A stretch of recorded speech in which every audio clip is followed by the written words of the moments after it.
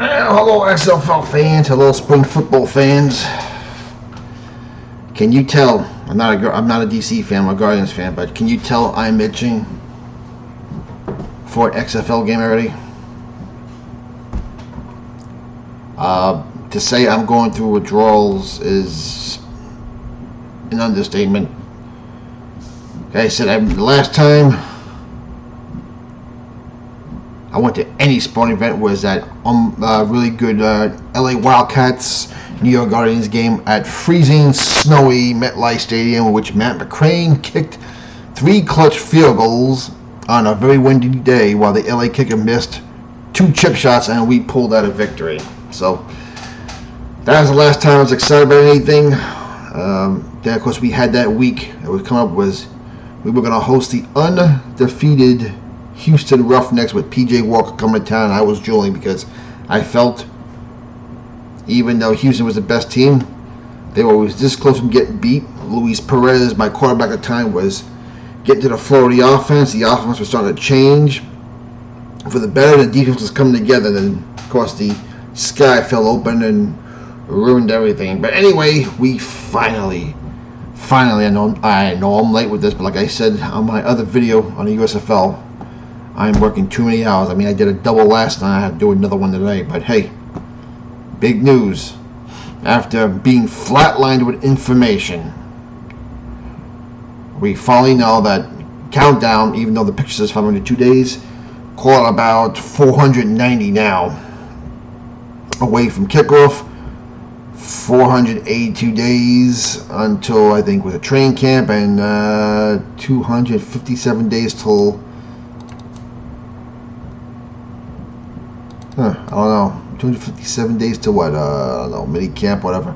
Either way, we finally got some news, and kickoff is going to be February 18th, 2023, after the 57th Super Bowl. And all I can say is, I can't wait to wear my Guardian stuff again. At least they finally, when they did deliver news, they gave us a lot of news to at least to chew on for now. It seems like both the USFL and XFL teams are gaining steam now, and thank goodness we have something to talk about, because, listen, as much as I'm trying to like the NFL has spit in our face too many times. I am dying for an alternative football league. As I said, the great thing about the XFL, I was on board since day one, was the way they kept the fans involved like we were important. That's something the NFL no longer does, because, well, I'm a middle class guy, I'm a working class guy, and they want rich people.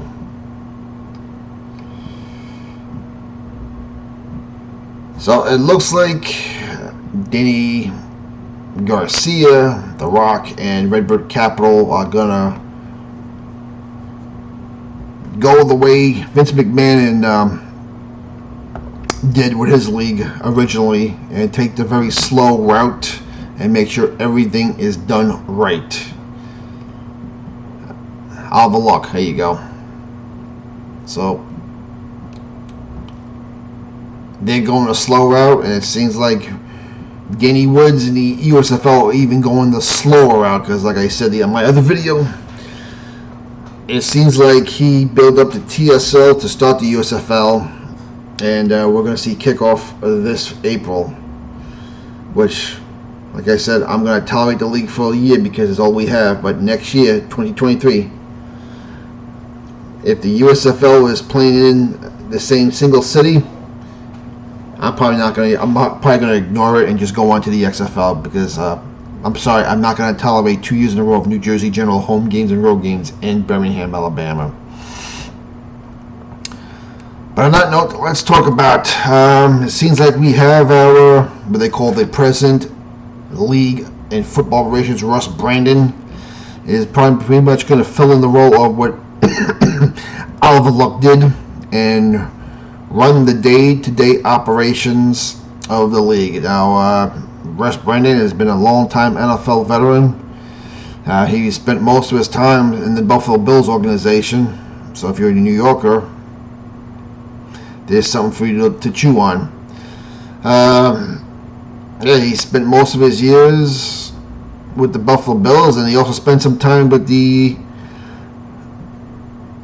Buffalo Sabres. So he is an expert at sports management, and we need top quality people to run our league.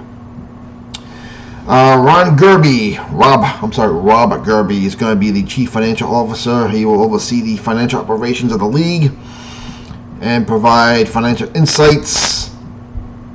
And he'll be reporting to Brandon. Everyone's going to be reporting to Brandon, and Brandon's going to be reporting to the three-headed monster known as Danny Garcia, The Rock, and Redbird Capital. Rob has some time in the NBA as a senior vice president. So again, we have someone who's not a rookie on these things, helping the league, which is good. He's going to be doing the forecasting, analytics, stats, and all that stuff. Jordan Schlachter is returned to the XFL as chief business owner, overseeing business partnerships, revenue and relationships, licensing, merchandising. So he'll basically be picking up where he last left off, I guess. He's put together the league's most significant partnerships, including Bud Light Seltzer. Ugh, man, that stuff is horrible. And Progressive Insurance. Jordan's also going to be reporting to Russ Brandon, who's going to be running the league. Now, if you're New York Guardians fans, you know this name, Janet Duke.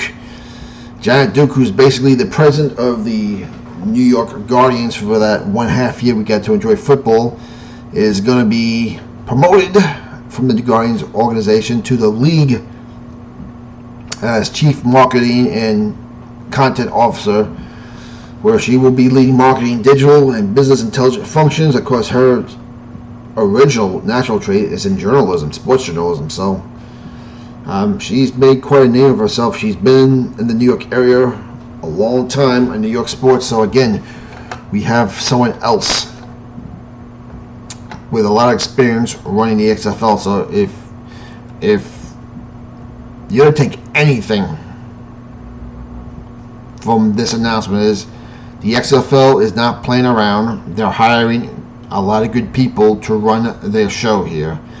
They're going to have some big shoes to fill. Oliver Luck did an awesome job at XFL 2.0. She's also going to be doing ticketing and game day operations across each team's market. Like I said, she's a journalist. She's been around the sports league, so that's a good thing. And she also be reporting to Russ Brandon, also, who you might as well just call the commissioner. We'll just call him president, whatever. So, Mark Russ is the executive vice president of football operations, where he's going to be running football operations, including rules, gameplay, logistics, and league planning. Another guy who's coming in from the NFL, also as an analyst on the NFL Network. Again, he'll be reporting to Russ Brandon, our commissioner or president. Doug Whaley is going to be another senior vice president of player personnel, where he'll oversee player scouting, recruiting, compensation, growth, career development. He's been in the league since 2018, doing the same job, so we have a carryover. This is good along with Jenna Duke, so I think this is a good thing. And he's been doing player personnel for over 20 years. So again, this is something to be excited about. Scott Hardiman is also gonna be returning as senior vice president, another carryover. And he's gonna be our technology guy. That's fine. Jerry Rothman is also going to be a senior vice president, broadcast operations, where he will oversee broadcast operations with our partners, game productions, and 30 years of experience on live event and studio production. Recently working with ESPN. So again, this is a good thing. And finally, Cindy Wagner returns to the NFL as a senior vice president. People operations should be responsible for establishing human resources and administrative functions while also providing strategic leadership development. So again, if you're an XFL fan, you have now plenty of stuff to chew on. You have plenty of stuff to be hopeful for. They're not playing around. I mean, they better not play around, because the USFL is right now is passing them in the left lane. Unfortunately, Vince took his time, and the AAF kicked off in front of him. And now, because they wasted time with the damn CFL, and I'm sorry, I don't care what their plan was, all they had to do was take the baton from Oliver Luck and run with the bull. That was it. And we lost a year. And for people to say, well, because of what's going on in the world with a certain virus, listen, right now, I see full stadiums in all 4 major sports. This is a year lost for us. I'm not going to look at it any other way. We were promised football this coming winter. That's one broken promise. They have to deliver in 2023 now. I don't want to hear nothing anymore. So, now the bigger question is, will they bring back the same 8 teams? I certainly hope they do. The question is, of where will they be playing? Will the Houston Roughnecks continue to be playing in Houston? Who's going to coach? Who's going to be the general manager? I would like to see this part of the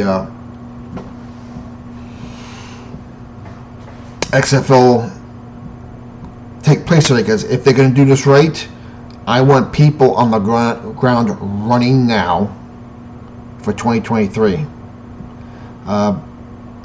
You need a general manager to bring the coach he wants to bring in. I would love to see a lot of our coaches come back. I would love to see Kevin Gilbride coach for my beloved New York Guardians. Winston Moss, who's that fiery coach over in LA, I would love to see him bring back. We had some great characters. I would love to see them get Steve Spurrier. If not with the Tampa Bay Vipers, at least with the Tampa Bay Bandits over the USFL. We need to bring back Spurrier. He was awesome with the Orlando Apollos. I would like to see him come back. Bob Stoops was the first big hire after Oliver Luck, and I told you XFL 2.0 was for real. I think if the XFL wants people to be serious, I would love for him to bring back either Bob Stoops or Steve Spurrier. So I would like for them to hire their GMs already and their coaches, and to tell the day-to-day operations people what they need to do this right. I'm going to say it again. The reason why XFL 2.0 was successful compared to 1.0 was because they gave these guys a full mini camp, and they gave these guys a full training camp. And when the league kicked off, it was nothing like XFL 1.0 when it was the play was horrible for the first 3 weeks. They follow what Oliver Luck did and give these guys a full camp, put the investment in now, you'll do well. Of course, the next big thing is going to be who's going to cover the XFL. I mean, Fox Sports and ESPN did a great job. I'm sorry, I liked having Kurt Menefee as a head play-by-play. It told us that they're taking the league seriously. Steve Levy on ESPN did an awesome job. Laura Rossini on the sidelines. They took the league seriously, and the ratings reflected that. We're going to need that again. And because, you got 3 powerful people running the league now, which, I'm iffy about, because with Vince McMahon, you knew there was one guy where the buck stopped. XFL 2.0, you had NBC and Vince McMahon working with each other, and they didn't see eye to eye on a lot of things, and eventually it led to the downfall, among other things. But we'll see how these 3-headed monster work. Say what you want about Vince McMahon. XFL 2.0 was a success. Okay, business is business. when you're forced to shut down both the main spectator sports businesses, don't expect the man to lose everything because we want football. If I was Vince McMahon, I would have to do the same thing.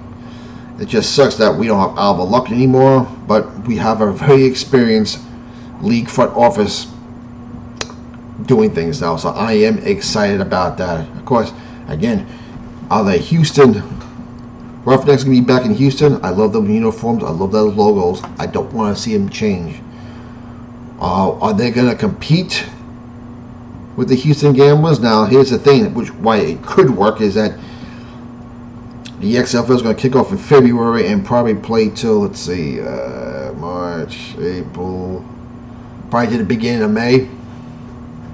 And you're going to have that overlap where the USFL kicks off in the middle of April and finish around July 4th weekend, I think, like the old USFL did. So we'll see how that works out, because they're not going to be competing for the whole year against each other. It could work. If not, will the Roughnecks move to San Antonio? Alamo Dome was a great place for the Commanders, and San Antonio is ready for full football full time. We'll see. Now, the other thing is, will the Wildcats remain in Los Angeles? They talked about moving from the soccer stadium in the suburbs of LA to the one in downtown LA, which I think would make sense. It was a little bit smaller,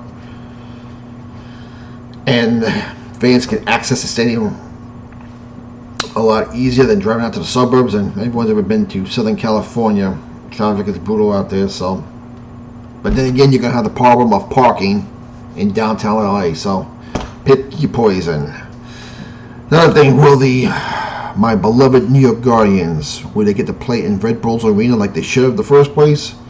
Or with the addition of the New Jersey Generals, will they be forced to play in MetLife again? Or will the New Jersey Generals go back to the Meadowlands like they originally were? How do the Red Bulls feel about two football teams playing in their stadium and tearing up their soccer field? That's something you have to consider. Since the Red Bulls play way more home games than both the Guardians and the Generals combined, they're going to have first say, whether you like it or not. Like I said, I hope they build that soccer stadium in New York City for NYFCU. I'm hoping the Guardians will eventually go back home to where they should be. They should be a New York City team. That's where you have the New Jersey Generals and New York City rivalry, the Hudson River rivalry. I think that's good. And the other thing is, where the Vipers, will they remain in Tampa? Will they compete against the Tampa Bay Bandits? Or will they move to Orlando, which I think they will go, because I think Vince wanted to go there in the first place, but because the AAF that was there, and they went to Tampa. But XFL 1.0 had a team in Orlando, and they had good attendance in Orlando. So I think I could easily see the Vipers going from Tampa to Orlando. Playing a small stadium, I think it just makes more sense for Vince McMahon here. So we'll see how this works out, everyone. Sorry for the late news and videos, but life is just too busy right now. But I'm hoping now that we are, let's see, about, call it 14 months away from XFL kickoff, at only about 5, are we 5? Let's see, April, call it 5 from USFL kickoff. I'm getting excited for spring football. I plan to get a Guardians season ticket, and I plan to give you the same type of coverage I did year one, when I went to minicamp, went to training camp, and game day stuff. So hopefully, I can't wait. I can't wait. In the meantime, let's support both leagues.